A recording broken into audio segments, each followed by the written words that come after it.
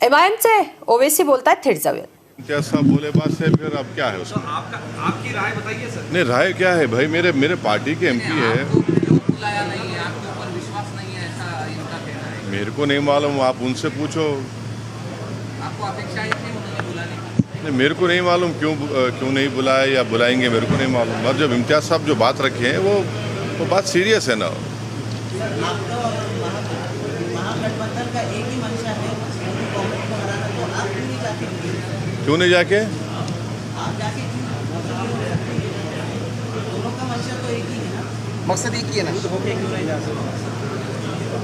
अब ये बताइए, प्यासा कुएं का नहीं आता या कुआं प्यासे के पास आता? सभी को पैसा ही है ना। हाँ। पैसा कौन ये सबसे ज़्यादा जब से भाजपा की सरकार बनी है, सबसे ज़्यादा अगर किसी को मार्जिनलाइज किया गया, एलिनेट किया गया, सबसे ज़्यादा डिस्क्रिमिनेशन किसी से हुआ तो वो दलित, आदिवासी और मुस्लिम समाज को किया गया। तो आप इसको भी तो देखो। आप आज सबसे ज़्यादा अगर मॉब लिंचिंग होती है, सबसे ज़्यादा अगर किसी के घर तोड़े जाते हैं, झूठे इल्ज़ामात में किसी को उठा दिया जाता है, तो कौन है ये लोग? ये इसी समाज के लोग हैं पूरे। तो इसमें अगर आपको बीजेपी को हराने का है तो आपको एक एजेंडा बनाना पड़ेगा। क्या है वो, कैसे आगे बढ़ेंगे आप? सवाल मेरा नहीं है ना, सवाल असदुद्दीन ओवैसी का नहीं है। सवाल ये है कि आप इन चीज़ों पर गौर करो। आप सब अपनी अपनी राय रख रहे हैं, आपकी क्या राय है बीजेपी को हराने के लिए? आपका क्या है? जो 21 साल से नहीं हरा है वो यहाँ हरा दिए ना औरंगाबाद की जनता ने। इससे बड़ा एग्जाम्पल क्या होगा आपको? कुछ दिन पहले प्रकाश अम्बेडकर औरंगजेब के देखिए, एक बात सुनिए, मैं बाड़ा साहब की बहुत इज्जत करता था और करता रहूँगा। वो गए हैं। अब उसका और सब्सटेंशिएशन बाड़ा साहब खुद कर सकते हैं। वो खुद कर सकते, वो काबिल हैं अपनी बात रखने के लिए। पिछले कुछ दिन से महाराष्ट्र में इसी मुद्दे पर लेकर राजनीति चल रही है।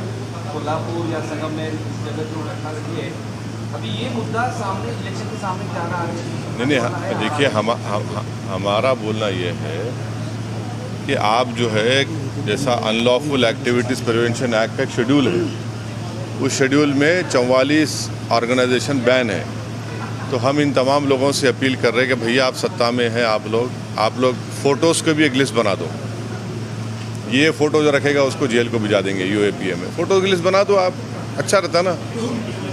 ये फ़ोटो नहीं रखना चाहिए, गोडसे की रख सकते, आपटे के रख सकते, मगर इनकी नहीं रख सकते, या इनके रख सकते। आप एक फ़ोटो की लिस्ट बना दो, अच्छा है ना। लिस्ट बना दो, उसको बोलो जो एक फ़ोटो रखेगा उसको हम यूएपीए में डाल देंगे। अब क्या बोल सकते? कुछ प्लान है, ऐसा लग रहा है क्या ये सब चल रहा है तो इलेक्शन सामने। हमारा मानना ये है कि ये सब तमाम चीज़ें जो हो रही है, हम महाराष्ट्र की पुलिस डिपार्टमेंट से और महाराष्ट्र की ब्यूरोक्रेसी से अपील कर रहे हैं कि आप महाराष्ट्र में लॉ एंड ऑर्डर स्थिति को बिगड़ने से बचाइए। पॉलिटिकल पार्टी सत्ता में आएंगे, चले जाएंगे, मगर लॉ एंड ऑर्डर बरकरार रहना चाहिए। जो डेलिब्रेट तरीक़े से इस तरह से हरकतें की जा रही हैं वो ठीक नहीं है महाराष्ट्र के लिए। सर, तुम्हारे मित्र केसीआर बीआरएस में आने के लिए महाराष्ट्र में बीजेपी और कुछ बड़े नेताओं को ऑफर कर रहे हैं। अभी नाम आया है कि पंकजा मुंडे जो बीजेपी सीनियर लीडर है, उनको भी आइए, हम आपको मुख्यमंत्री का उम्मीदवार बनाएंगे, ऐसे ऑफर है। नहीं, पंकजा मुंडे को तो 2 साल पहले इम्तियाज साहब बोले थे। 2 साल पहले बोले थे उनको, वो समझ रहे नहीं उन्होंने। 2 साल पहले इम्तियाज साहब जो है, अब बाज़ लोग जो है हवा को सूंघ के बोलते बारिश हो रही।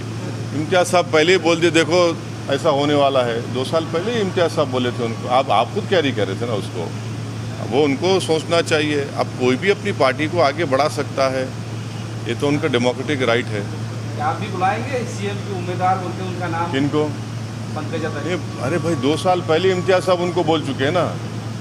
2 साल से इम्तियाज साहब उनको बोल रहे हैं कि समझो बात को, मिले भी ना आप उनसे एक मरतबा, मिलके भी बात किए। मिलने के बाद कुछ अब वो डिटेल ये बोलेंगे। माज़रीन जो हज के लिए गए हैं उन्हें काफ़ी सारी परेशानी हो रही है, लेकिन नहीं, मरकज़ी हुकूमत इसे नज़रअंदाज कर रही है। बिल्कुल हज कमेटी के इंतज़ामात बहुत बदतरीन हुए हैं।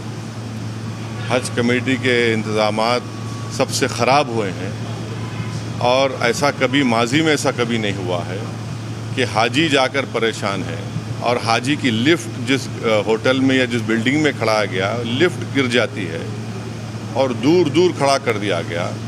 ये बात सबको मालूम कि जितने हाजी भारत से जाते हैं उसमें ज़्यादा ज़ईफ़ बुज़ुर्ग लोग होते हैं, उनको अब दूर दूर खड़ा कर दिए।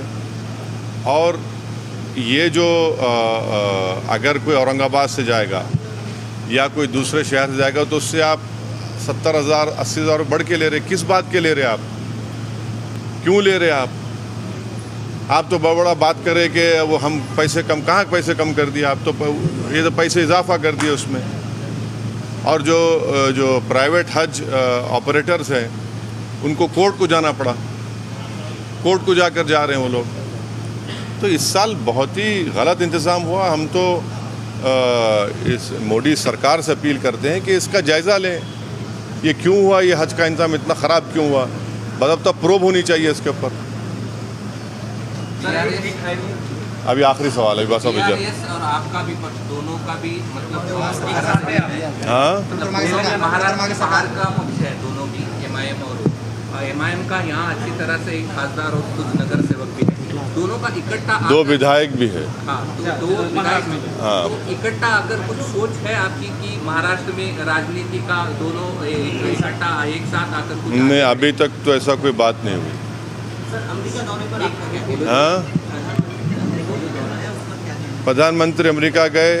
हम भी चाहते हैं कि भारत और अमेरिका के ताल्लुकात में और अच्छा और मजबूत हों, अच्छे हों और भारत अमेरिका के ताल्लुकात में बेहतरी के लिए H1 जो हमारे वीज़ा है स्टूडेंट का वो ज़्यादा रुका हुआ है, वो जल्दी हल हो। और वहाँ पर जो प्रधानमंत्री हैं तो अमेरिका के एक एक्स प्रेसिडेंट ने एक टीवी को इंटरव्यू देते हुए कहा, ओबामा ने, कि भारत में अल्पसंख्यक समाज मुसलमानों का जिस तरीके से उनको टारगेट किया जा रहा है वो भारत के हित में नहीं है, इससे भारत को नुकसान होगा। तो ये वो बराक ओबामा